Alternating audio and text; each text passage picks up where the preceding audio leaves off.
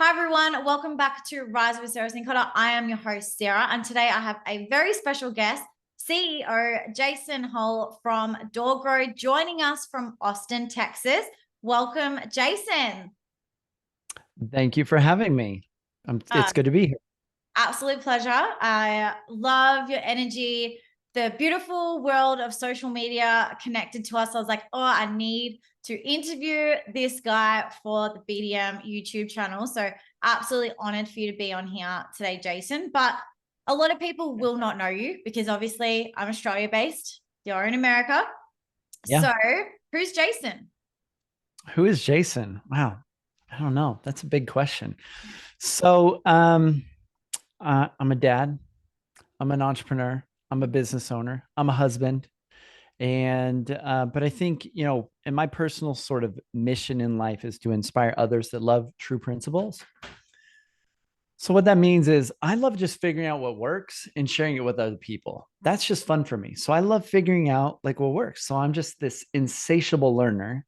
And my secret is that I created a business that allows me to feed my addiction for learning and spend a lot of money on coaches and mentors. So, and then I get to turn around and teach and share this stuff with my clients, which is super fun.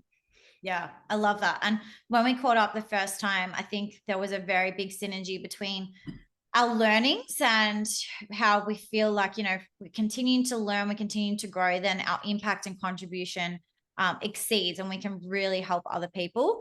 So, Jason, I love that. And you've got coaches, you've had phenomenal coaches and mentors. So, do you think that everyone should have a mentor? Yeah, everybody should. I mean, if you don't, you're selling yourself short and you don't know it. And that's the bottom line. uh, good mentors, good coaches, they help you collapse time because, we can all figure everything out eventually. But with a coach, you can figure out in a year what would take you a decade of pain and trial and error and watching YouTube videos and trying to read books and taking courses. Like, so when you just work with somebody that can go, this is what you do, this is what works. Oh, yeah, don't try that. That we've tried that. Here's what happens. It just helps you collapse time. Yeah, absolutely. Time's Absolutely. money. Time is money. That is 100% accurate. And boy, do we know that in property management.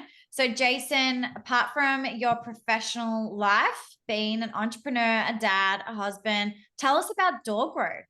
I'm sure everyone's eager Okay. to know. So at DoorGrow, we really focus on helping companies scale. Our main program is Mastermind, and our goal is to help clients figure out at the kind of the lower level or earlier stages, figure out how to add doors and be able to add doors as quickly as possible. We're really good at helping them eliminate their advertising and marketing expense and then growing faster, which is kind of weird. And then once they get to maybe, the clients that are kind of early stage to maybe 150 200 doors, something like that, then our focus a lot of times shift towards systems and process and making the business scalable and helping them get an operator installed in the business that's going to handle all of this stuff Yeah. and making the business, once the business becomes scalable, then they can handle high paced growth, because a lot of companies will start adding a bunch of doors. And if they figure that out, they'll add a bunch of doors quickly, but then they have to onboard all these new clients. And then it gets painful. And so they stop focusing on growth and they jump into delivery and fulfillment and they start focusing on that. And then they build that up. They hire people to get team members. And now they've got more expense than they've ever had. And like, holy crap, I got to figure out how to pay for all these people. And then they jump back into sales. And so they're kind of going back and forth from business development to operations and fulfillment, and they need to figure out how to stop stopping, because this is not a fast or efficient way to grow. Yeah. Yeah. I always say it's like a marathon, it's not a race when it comes to scaling a business or growing a business. Yeah. You got to think like longevity of the business and what you want, because everyone is going to be different. Some people might want 100, 150. Some people might have a vision that they want 2,000 properties under management. So it's just being really clear on that too, I think. But I love the business model that you have for DoorGrow, and the psychology around how you think about it. So, when do you think, Jason, that really people start taking it seriously when they're looking at scaling the business? Like, how would you define that? When are they like, yep, okay, it's time to scale now? I think usually entrepreneurs, we tend to wait until we're in pain. Mhm. Pain a lot of times drives outcomes. And I think pain's a really awesome, I love when pain drives outcomes because when somebody's in pain, they're ready finally to make some changes. Yeah. And sometimes as entrepreneurs, we're a little stubborn, right? I've made a lot of mistakes in my days, and learning from those mistakes, we usually have to get to a place of pain. And so when somebody comes to us and they're like, "Hey, I want to add doors," they're probably in pain. When somebody's like, one of my favorite questions to ask is, you know, that when we're qualifying our clients to figure out what program we should put them into to help them, I love asking, what would lower your stress more right now? Would it be adding another 100, 200 doors to your business pretty quickly? Or would it be getting better processes and systems and being able to offload? Mhm. And it's a very different question. And we used to ask, like, do you want to like add doors or do you want to focus on systems? And they would be like, yeah, both. Both sound great. I want both. Yeah. But when we ask that question, we're talking about where's your pain right now? Because I think one of the biggest mistakes we make in our entrepreneurial journey is that we build the business around the business instead of ourselves. And that's really uncomfortable because what that means is usually companies grow and I see them usually get into maybe the 200 to 400 door range. And I call that the team sand trap typically. And at this stage, they don't have the right people. They don't have the right team. They're still wearing a lot of hats they don't want to be wearing in the business. And they're probably at peak miserableness. They're just not enjoying or feeling fulfillment in their day to day. And it's because they've built the business up for the business and not for themselves. And if they had built the business and the team and everything around what they needed most, the business would be making a lot more money and it would grow a lot faster.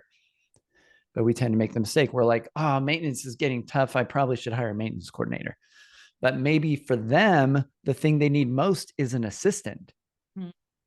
They're Yeah. not taking care of themselves. They keep taking care of the business. And eventually the business is now their master and taking over their life. And they feel like they're a slave to this monster that they've, it's kind of like a parent. If you just give your kid whatever they want all the time, it's not going to be a great kid. Yeah. In this business, you should be in charge of this business. It Mhm. should be serving you and your needs. But a lot of business owners think that their job is to serve the business or it becomes that. And so then they end up really, really stressed out. Yeah. I love that. And I love the analogy that you just used then, Jason. I completely agree. So, when would a business owner go, okay, we're ready to hire a BDM? When do you typically Okay. see? When are they ready to hire BDM? Yeah. When do you typically see that they're like, okay, we want I to scale? think I think the challenge, the mistake I see a lot of times in hiring a BDM where they do it prematurely, when they're not ready to hire BDM, is when they haven't figured out how to do it successfully yet themselves. Mm. Because a lot of times you'll see people go, maybe they're like, oh, I hate sales, or they have some mindset issue about sales. Like maybe they think sales is slimy or gross or whatever they might believe about sales. Right. But the reality is, sales is getting anyone to do anything ever that they should already want to do because it's in their best interest. Right. Like getting my kids to do their homework is sales.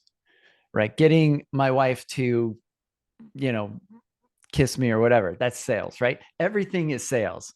And so a lot of people, though, have some bad taste in their mouth or bad view of sales. And if they have that negative false belief about what sales is, yeah, they're going to have natural resistance to doing it and they'll never be great at it. But sales is a learnable skill. And I think where a lot of people make mistakes is they try to hire a BDM and they try to throw them into doing something and they set up a poor compensation structure and they have no training and they're expecting this person to make them money and they inevitably quit or go find another job or fail because they didn't get the right support. Yeah. So when a business is ready to hire BDM is when they, one, can afford it, Two, they've got a lot of clarity on the cultural piece of their business, their culture, Mm. which means they know their values. They know what type of team members are a good fit for the business owner and which ones are not, because they share their values. We have a framework that we teach called the 3 fits. And it's each team member needs to be a culture fit, which means they share your values. They need to be a personality fit, which means they're naturally would be good at that role. Not everybody's a personality fit for sales. And then third, they need to be a skill fit, which can be taught, but you can't teach culture and values. You can't teach them to have a different personality type. That's kind of hardwired, but most people hire based on skill. They're like, oh, you've done sales before? Okay, cool. I'll hire you. And then they're like, oh, this person doesn't share my values. They're Yeah. lying, or they're like pushing a product in the wrong way, or it doesn't feel right with me. It doesn't resonate. And so now I don't trust them. Or maybe personality wise, they're wrong. So you're trying to like push and to train them and to motivate them and to metrics them and KPI them, and they'll never be great at it because they have built-in resistance. And so if they're not the right personality fit, they'll never be great. And so I think really the business owner needs to have clarity. They need to at the very least, know what a good salesperson looks like. They need to know what a good culture fit looks like, and they need to know what they need to at least have some way of getting them trained, whether it's with somebody like you or me or somebody that they can work with that can up level their skill level and help them collapse time so they don't waste 90 days trying to be like pure commission and starving and not being able to feed their kids, and then they go find a better job where Yeah. somebody has better training. Yeah, for sure. Jason, what is your view on property managers being accountable and responsible for growth as opposed to someone hiring a BDM in the business? What are your views on that? So are you asking like the difference between somebody they're the business owner and they're focused on the growth, or getting a BDM? So we've got a business owner, they want to grow, they've got a property manager, but instead of hiring a BDM, they're like, we're just going to utilize our property manager to grow. What are your views on that? Okay. So going back to the 3 fits, one of the biggest mistakes we make a lot of times when hiring is that personality fit. We try and find somebody that can do 2 different personalities. Which doesn't work. We're like, I want to get an operator, and I want them to also deal with people and be really good with people. And they're like detail oriented and very critical of themselves and others. And then I want to get somebody that loves talking to people and is an extrovert and is like managing properties. And then maybe they could also be really great at sales, where they're like really driven and extroverted and whatever. Right. So we want to make sure that it's one realistic personality. Sure. We can't create roles or job descriptions where it's like, I want them to be 3 different things. The reason entrepreneurs do this is because entrepreneurs are really weird, unique, rare people. They're highly adaptable. So most business owners in the beginning wear every hat. They can probably do some sales. They can probably do some operations. Some of these things they're better at than others, but they can pretty much do everything. And they think, well, I just need to go, I call it the clone myth. I just need to go find somebody else like me.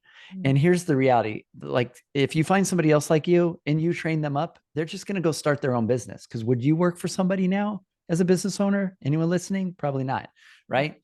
You're now unemployable. Like, be honest. So the challenge is they go and find somebody like themselves. And then what I see happen a lot is these people leave, steal some of your customers sometimes, and go start their own business. So you've just trained your next competitor. Because if they're that much like you, they're not going to work for you. And so we need to find specialists. We want to find people that will wear one of these hats and they'll do it better than you. And so to clone yourself, I say the reality is to clone yourself fully takes at least 10 people in a company. Yeah. Yeah. Definitely. So I actually did a poll the other day because I was curious, because someone actually planted this seed in my head, Jason. They're like, oh, Mm. we really want you to talk to someone because they think that property management businesses don't need a BDM. They can just rely on their property managers. And I have my own thoughts and beliefs on this, right? Because like you, Yeah. I feel like different personality types from property managers to BDMs.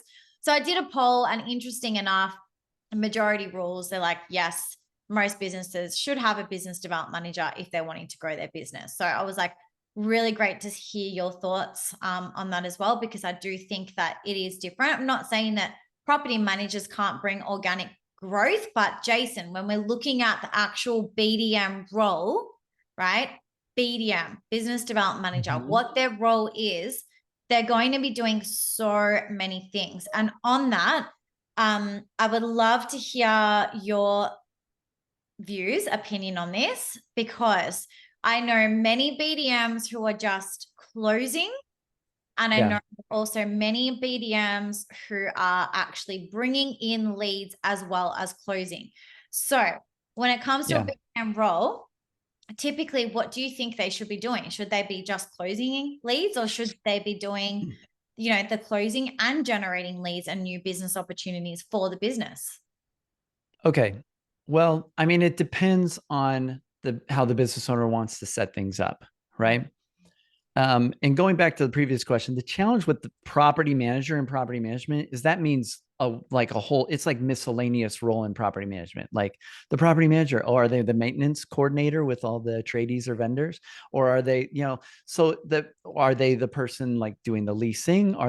So property manager means something different, I find, to every property management business owner. Yeah. And with BDMs, so in sales, typically you've got setters and closers, and then you have business development people, which are a little bit different.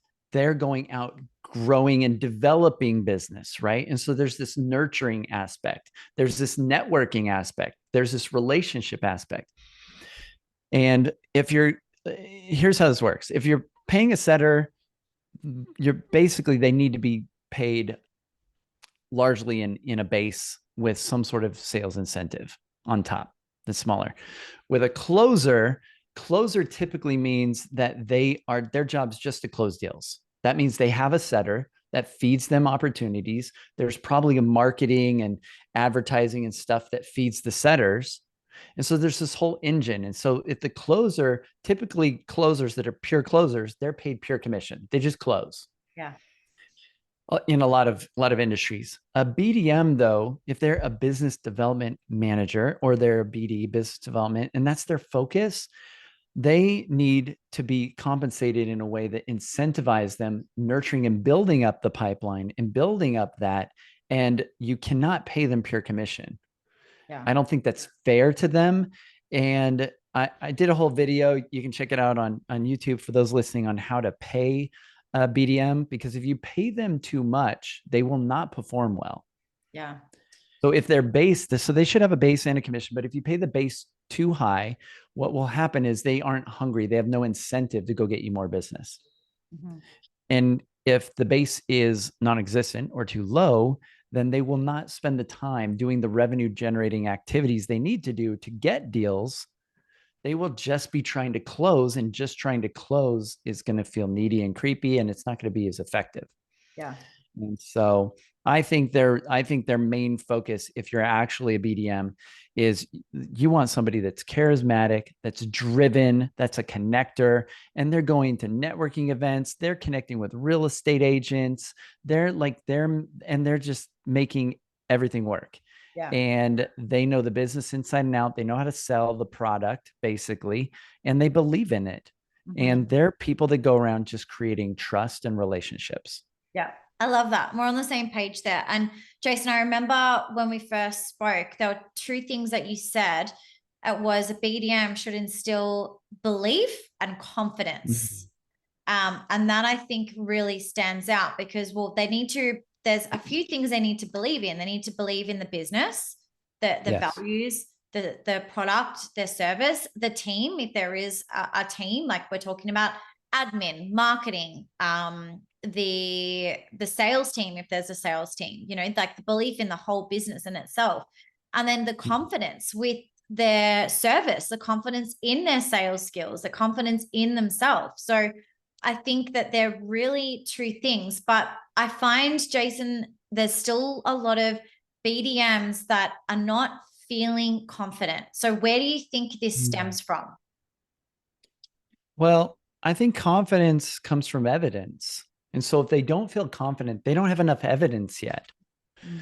So they, and you know, if you want to take somebody that is a natural, great salesperson, but you put them into a really terrible situation. I don't know if I'm allowed to swear on your show. So Yes, fine. if they put them into a terrible situation, the challenge is then it's going to negatively impact their confidence because they're not performing well. And they're like, I usually perform well. Mm. I can sell anything. And like, this is not working well, but maybe they just haven't had the right sources, like resources. They haven't had the right scripts, or maybe the right methodology of how to go about connecting with people. And so they're doing a bunch of stuff that they're being told to do by the person that doesn't even know how to train them, and it's not working. And so they're getting burnout and feeling, you know, demoralized. And so I think confidence comes from having skill. Confidence comes from having belief in themselves and in the business. And I think the BDM needs to believe not just in the business, but they need to really be a believer in the principle of the company, the CEO, the top person. They need to believe in that person. Mhm. Otherwise, they need to be a believer. And I think in businesses, you only have two types of team members. You have believers and you have hiders. Hiders just want to take your money. Secretly, they'd be glad to do as little as possible and get paid as much as possible. Believers give you their discretionary time. They're thinking about you in the shower and while they're getting ready in the morning. They're like, how do I make this better? How do I improve my role? You want believers that believe in you and believe in what your vision is for this business. Yeah. And in order to do that, we have to create that culture. We have to create something for them to believe in. Mm. Just like a church or a religion, there has to be a set of ideals or beliefs or a goal that's bigger than just making money. We need to give them something to believe in. Yeah. So, like one thing exercise we take clients through is we get them clear on what we call a client-centric mission statement. And this is like, what impact do they want to have in the community, in the marketplace, with their clients, and who are their ideal clients and who are not? Mhm. And we like to play the game of the evil genie. So the evil genie is that genie that if you ask for it, it gives you exactly what you want, but the crappiest version of it, right? The worst version. So we need to phrase our language around this so that the evil genie still loses the game, right? Like, who do you want? I want investors. Oh, okay. Any investor as a client? Like really terrible ones that want to micromanage you and treat you like garbage and call you all the time and put your operational costs high, like super high through the roof. Oh no, not those ones. Okay. Well, okay. Do you want any type of management? Do you want to do like manage trailer parks? Do you want single family homes? Like what do you want to manage? So they're like, oh, okay. So they need to be really crystal clear on who they want.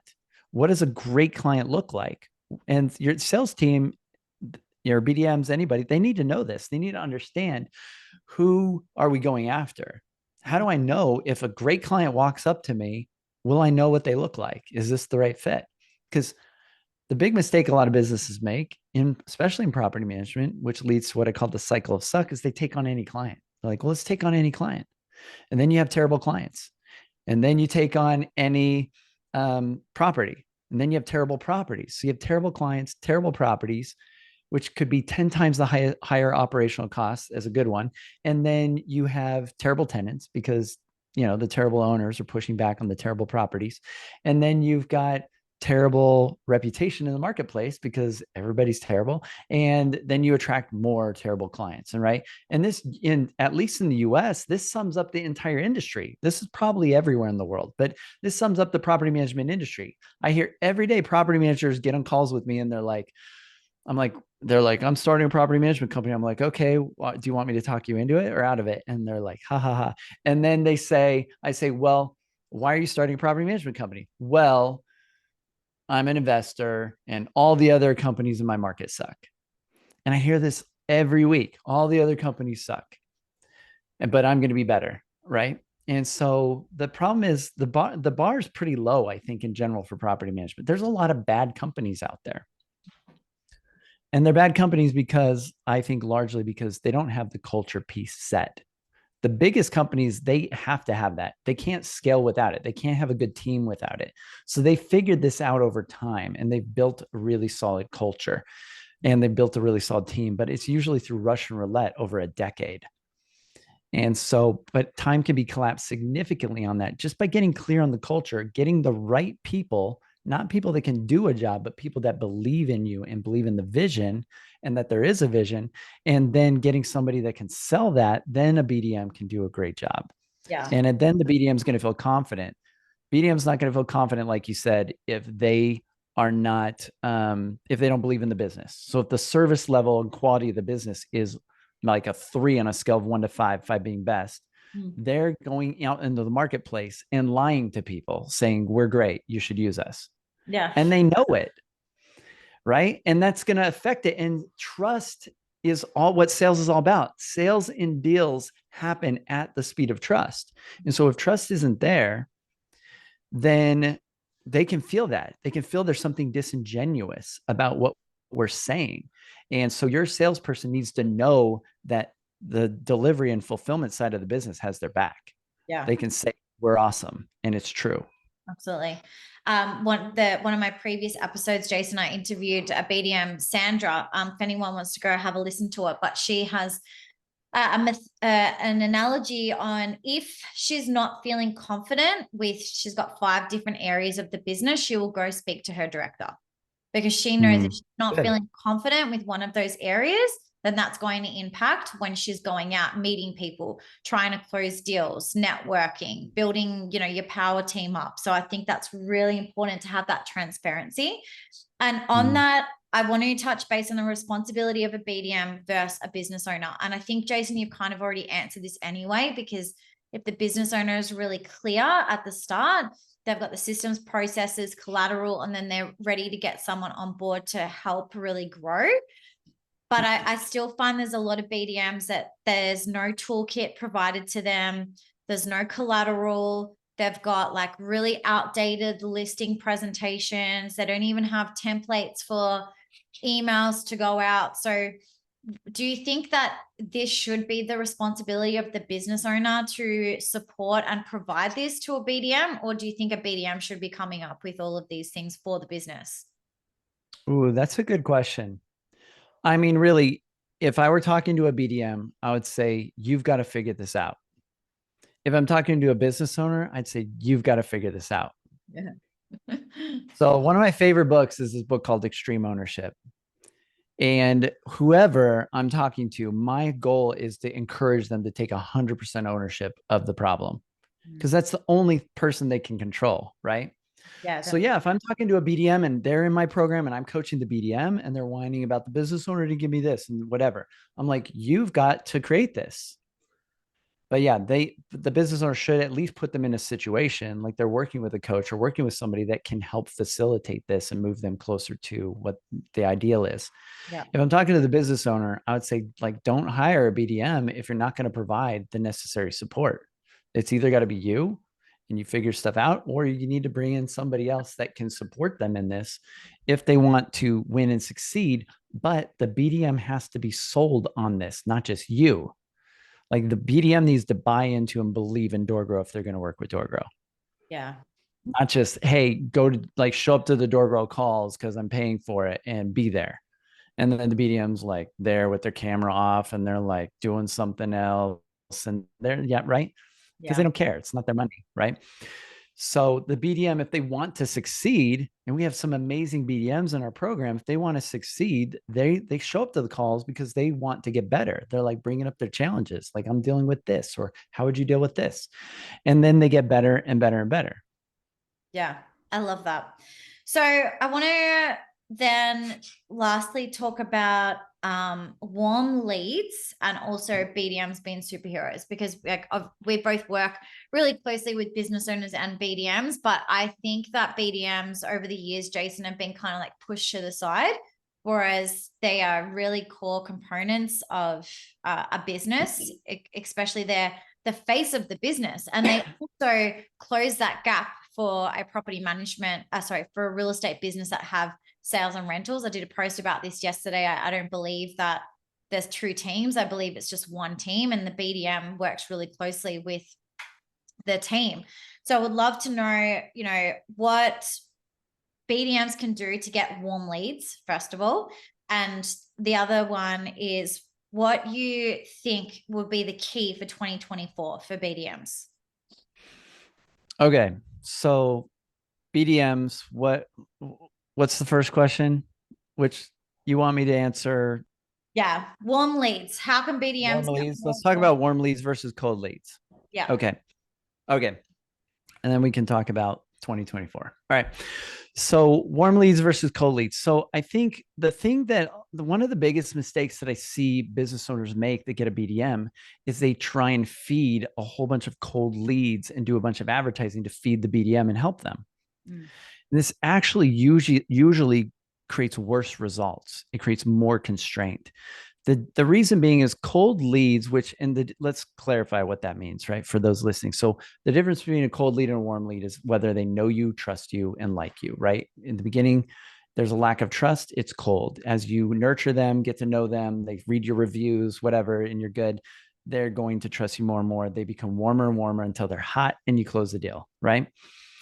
So cold leads that come in because you're doing advertising or SEO or pay-per-click or content marketing or whatever, social media marketing. If you get a cold lead, they usually don't really know you, trust you, or like you. And the close rate on cold leads is typically super low, like maybe 1 out of 10 or worse, right? So it's like a 10% close rate or worse. And cold leads cost a lot of money. They're really expensive because usually you're shelling out thousands of dollars a month to do these different strategies. So what we do at DoorGrow is we eliminate all that advertising expense, and then we focus more on the warm leads. And warm leads, even if you get way less leads, the close rate on really warm leads, like word of mouth or referrals or things like this, or people coming from your online review site, like we have Yelp or Google here or whatever, but you have the best reviewed company. These warm leads have like an 80, 90% close rate. It's like 70% or higher unless you have bad breath, right? And so it's the close rate's really high. So a lot of times I love to ask, potential clients or clients, like, would you rather, based on this knowledge, would you rather have 5 warm leads or 10 cold leads? Mm-hmm. And if they were paying attention, they're like, well, yeah, 5 warm leads because I'm going to get 4 deals out of it. Right. And here's the hidden secret or killer between the two, though. Cold leads take time. They take a lot of time. The typical sales cycle of time takes 2 to 3 times the amount of time for your BDM or salesperson to be talking to these people, trying to nurture them, trying to move the deal forward. And so it's more difficult. Warm leads, the close rate's like a third of what those cold leads are. It's like they're spending a fraction of the time. Warm leads, typically, if you do it right, are pretty much $0 in advertising expense. And so the way people junk up the sales pipeline and hurt the BDM is they fill the pipeline up with a bunch of stuff that needs to be nurtured excessively, and then tell them to follow up continually and never clean it out. Like one of the rules we have at DoorGrow is we know deep down they're not 70% likely to close or not. We don't waste time on them anymore. We just mark it like lost and we don't focus on it, because then we're at about 60% or less. We're now chasing after people and following up with people that are basically running away from us as fast as we're going after them.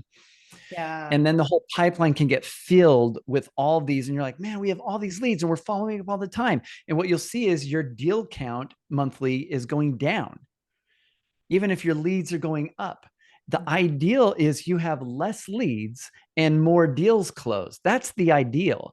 But a lot of people make the mistake of trying to maximize lead flow and thinking it'll maximize deal flow when we need to. The ideal is less leads, but higher close rate, right? Would be the ultimate ideal, because then we're spending less time, less manpower, less energy, and we're making more money more quickly. And so that's the big difference between warm and cold leads. Yeah. And so, what I find is if you build up enough warm lead channels, you don't need to waste any money on cold leads.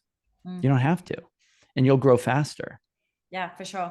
And Jason, on that, before we go into the last one, do you think that's why there's such a big emphasis now on social media? So we're not talking about digital marketing. Typically, that's when you'll see people paying for ads and, doing sponsored ads or spending a lot of money for SEO. Do you think that's why there's just this big push now for social media presence so that people can start getting to know you, like you, and then trust you from your profile, or what I call that is your digital equity online? Okay, so I'm a little bit of a contrarian here. So, I love it. okay, so here's my thinking on this. Usually when property managers come to me and they're like, I'm like, what are you doing to try to grow? And they're like, well, we're doing the social media stuff. I usually ask them, I say, cool. I say, how many plumbers are you following on social media? And they say, none. I say, why not? They want your business. And like, because I'm not interested in that. And I say, cool. Your target audience really don't give a shit about property management. They don't care. They don't wake up in the morning as an investor and go, man, you know what? I want to see what property managers are doing today. I want to follow them on social media. Mm-hmm. That's not interesting to them. So I think the challenge is the people that sell marketing and sell social media, they're really good at selling marketing and social media. That's what they're selling. But I think it's a distraction unless it's done really carefully and really well. It's just a waste of time for most property managers. Now, I'm saying this as somebody who's made millions of dollars on social media between paid ads, between organic stuff. I have a Facebook group. I've made millions of dollars. I know how to leverage social media to make money, but for most property managers, it's not going to be an effective model. Could it facilitate BDM stuff? Absolutely, if they're strategic about it. But I see it more as complementary. And so there's things that are like if you're working out, you need to eat food if you want to recover, and you need to get sleep. These are basics. I feel like social media is like taking creatine or some sort of supplement or whatever, right? They're like, I'm taking chromium picolinate because it's going to help me like reduce body fat or something. But they're not eating, or they're not exercising, or they're not getting sleep, right? Yeah. So I feel like social media is an auxiliary thing, and social media marketing could be expensive.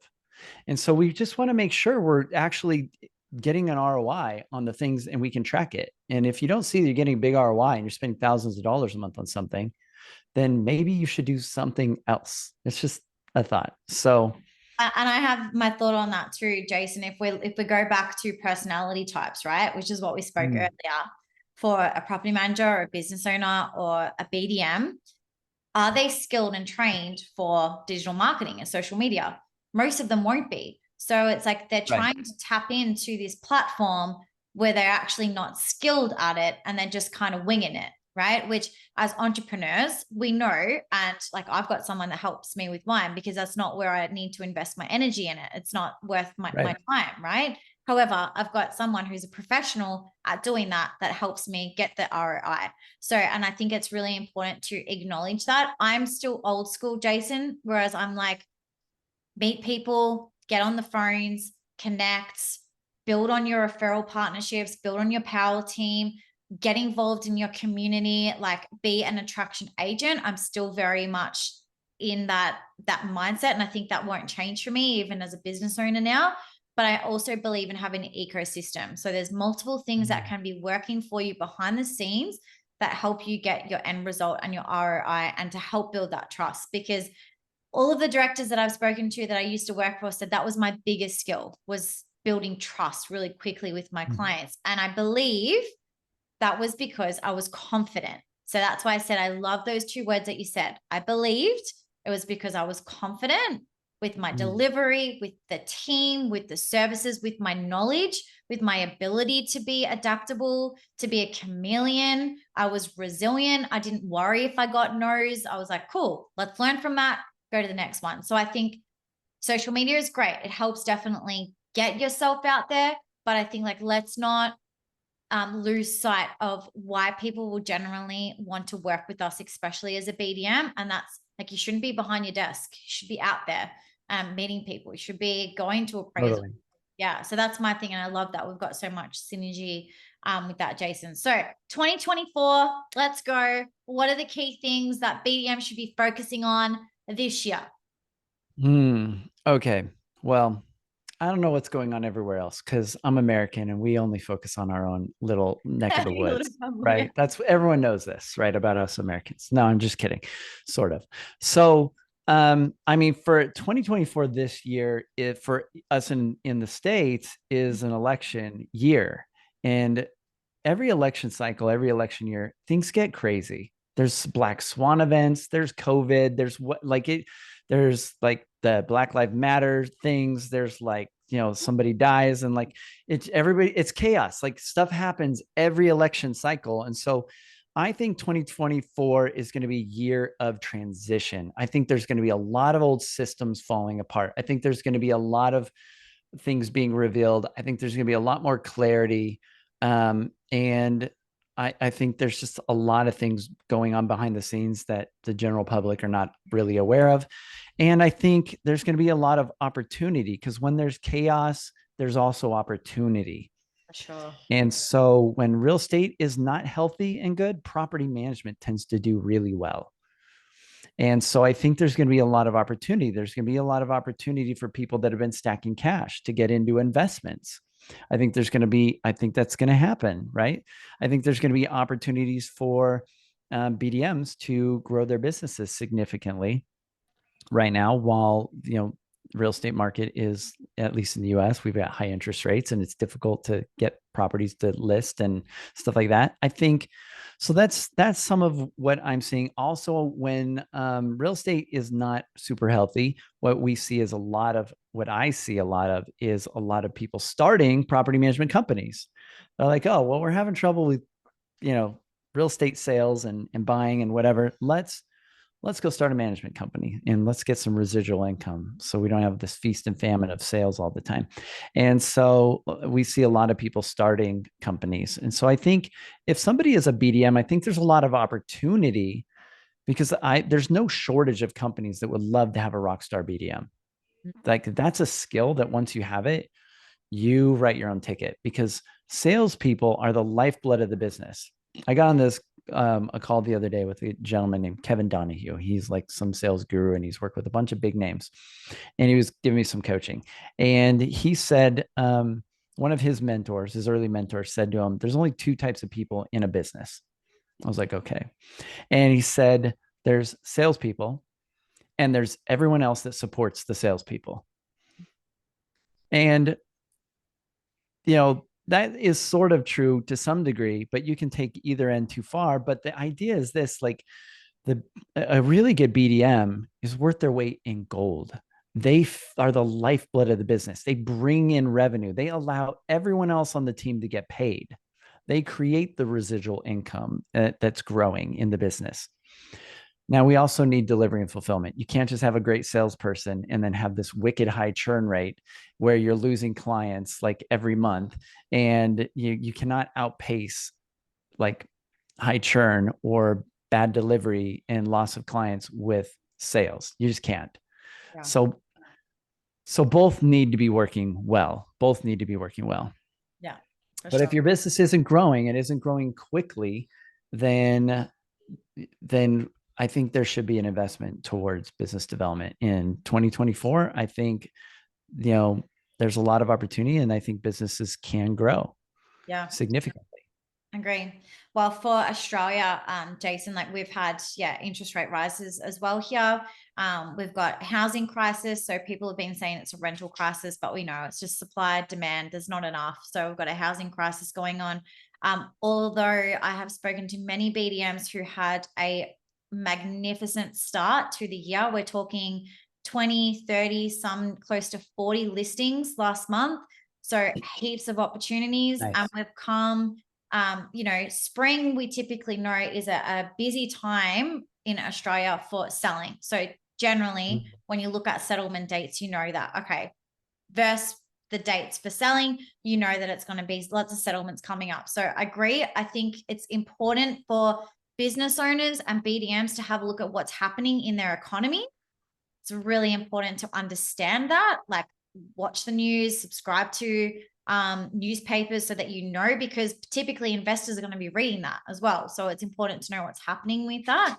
And also your community. I think it's also really important to talk to your community and see what's going on in your local community, because like you said, there's going to be opportunities there. And duality, Jason, big thing on that. Like if there's chaos, there's duality on the other side of that, right? So I'm a strong believer in the duality. So I think this year there's going to be changes. I think there's going to be a lot of businesses who are refining and reviewing everything. It's been great to see a lot of businesses investing finally in their BDMs, which is, I love that, because there's been so much sales training and property management training. So I'm loving seeing that. And also I'm seeing mergers happening. So different businesses, mergers happening. And I'm also hearing BDMs that are getting equity in the business, which I love this because sales agents do it. You know, typically you'll see partners in a business that are sales agents. And I love now that there's conversations happening for business development managers having equity or partnership in the property management business. And I'm all for it. I'm like, why wouldn't they? If they've got someone that is dedicated and invested into helping the business grow, naturally, you want to retain them, keep them as a valued person to the business. Makes sense. There's probably also going to be a lot of people leaving the business or leaving the industry. There's a lot of people that are just aging out. They're just, and their kids don't want to take over the property management business, for example. And so there's a lot of businesses, I think a lot of opportunities for people to grow through acquisition and buy out other businesses. Yeah. And that's even something that BDMs could be focused on, is networking and connecting with other property management businesses. Mm-hmm. You know, first of all, that's probably job security. If they're a good BDM, they have plenty of connections where they can get another job. But if they can plant seeds for the future of some potential deals that are off market, of businesses that might sell, I mean, they should get a big commission on those. And that can bring another 100, 200. I had a client at 100 doors go acquire a 900 door business and was then at 1,000 doors. It's like a snake eating a camel, but he made it happen. Yeah. Right. And so the other thing I think maybe in 2024, let's say there is some black swan event. There's like COVID 2.0 or some sort of crazy thing happens. Who knows? I think in these times of crisis, the opportunity we have as property managers, or maybe even as BDMs, is care. In these situations, it doesn't feel appropriate to try and get money from people in some instances. And I noticed this during COVID. A lot of property managers held their breath. They're like, oh, I don't know. Like, I don't know if I should be like doing stuff or talking about money or trying to collect rent. But what I think during these times, there's what I call care ROI. And when we get a max return of care ROI, if we exhibit care during these times of crisis, and we show some certainty, we show some clarity, we show some leadership, we give our clients direction, we give the marketplace clarity and direction, that's an opportunity for us to lead. And so when everybody's scrambling and there's crisis, the person that says, hey, everybody, why don't we do this? Here's the plan, becomes instantly the leader and becomes instantly trusted in the marketplace. And you can get on the news and talk about some of that stuff, but you then look like the authority and the expert simply because you came up with a plan. And so as things come up, you know, this is an opportunity to create a plan and to show care. And then you are going to come out the other side of it with a lot more goodwill in the marketplace and a lot more trust and authority and probably a lot more dollars. Yeah, I love that. Thank you so much, Jason, for today. It's been an absolute pleasure having you on. There are so many takeaways for property managers, business owners, BDMs, you know, even sales guys. Just your brain, I love it. Your mind, I love it. So much wisdom, knowledge. It's been so good, and especially thank you for coming on all the way from Austin, Texas. Thanks for having me, Sarah. You asked great questions, and this was super fun. So appreciate it. Awesome. And for anyone who would like to connect with Jason, I will pop his details below in the details, but definitely give him a follow. Even though he's on the other side of the world, he definitely gives great tips, because we know property management is essentially the same, and especially if you're looking to scale your business in 2024. So thank you again, Jason. It's been an absolute pleasure having you on.